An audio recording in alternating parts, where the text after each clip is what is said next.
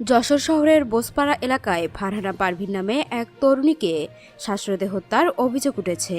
এ ঘটনায় জড়িত মৃতের আপন ভাই ফয়েজ রাজ্জাক ফারদিন ও মা আইরিন পারভিন হত্যার দায় স্বীকার করায় পুলিশ তাদের গ্রেপ্তার করেছে। বৃহস্পতিবার বিকেলে যশোর কোতোয়ালি থানায় এক ব্রিফিংয়ে এ তথ্য জানানো হয়েছে।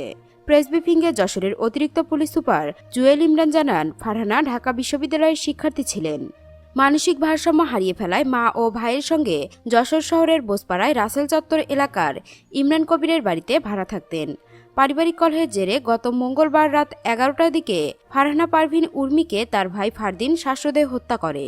বুধবার বিকেলে ফারদিন ও তার মা আইরিন পারভিনের মরদেহ গ্রামের বাড়ি মাগুরার শালিখায় নিয়ে যায়। আত্মহত্যা করেছে বলে তাকে সেখানে দাফনের চেষ্টা করা হয়। মৃতের গোসলের সময় তার মাথায় আঘাতের চিহ্ন পাওয়া যায়। এরপর ফারদিনের চাচা রবিউল ইসলাম বিষয়টি শালিকা পুলিশকে অবহিত করেন। শালিকা থানা পুলিশ অবহিত হওয়ার পর যশোর কোতোয়ালি থানা পুলিশ ফারহানার মরদেহ উদ্ধার করে যশোর 250 শয্যা জেনারেল হাসপাতালের মর্গে পাঠায়। একই সঙ্গে জিজ্ঞাসাবাদের জন্য ফারহানার ভাই ফারদিন ও মা আইরিন বেগমকে হেফাজতে নেয় পুলিশ।